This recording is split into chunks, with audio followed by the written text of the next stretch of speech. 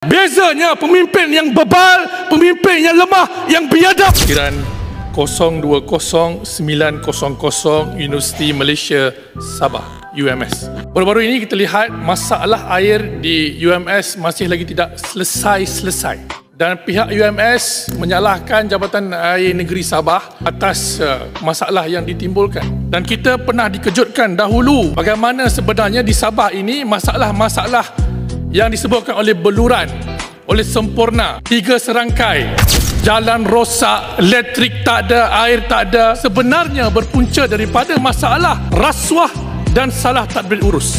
Saya baru pulang dari Sabah, Tuan Pengerusi, dan saya lihat walaupun kerajaan Madani sudah beri berbilion-bilion ringgit peruntukan kepada Sabah, tetapi masalah 3 serangkai ini masih tidak diselesaikan juga. Jadi saya turun ke sebuah kawasan pedalaman di Sugut, di tempat di mana beluran sedang bertanding.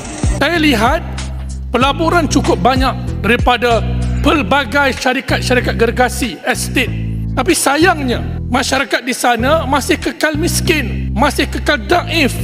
Malah ada adun di sana memiliki puluhan ribu ekar tanah, tapi rakyatnya kekal miskin. Masalah di Sabah ini berpunca daripada rasuah. Sebab itu tak selesai-selesai masalah yang ada di UMS dan sebagainya. Jadi cadangan saya kepada kementerian, sudah tiba masanya KPT melatih kepimpinan yang ada di universiti kita ini dengan silibus anti rasuah yang berkesan.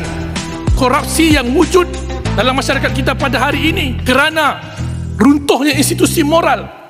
Bila mana pendidikan akhlak tidak diadakan di universiti, maka sudah tentu isu dan rasuah berleluasa.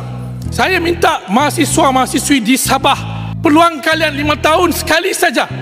Gunakan Sabtu ini, pecahkan kitaran ganas, undi orang yang baik dan jujur, bukan pemimpin dinosaur yang terbukti bermasalah kerana ramai rakyat Sabah miskin.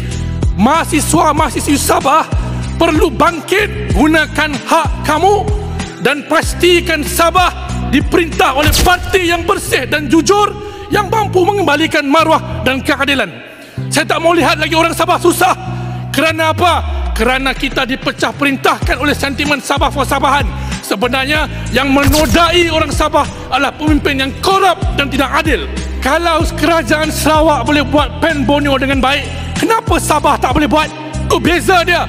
Bezanya pemimpin yang bebal, pemimpin yang lemah, yang biadab berbanding dengan ada yang di Sarawak.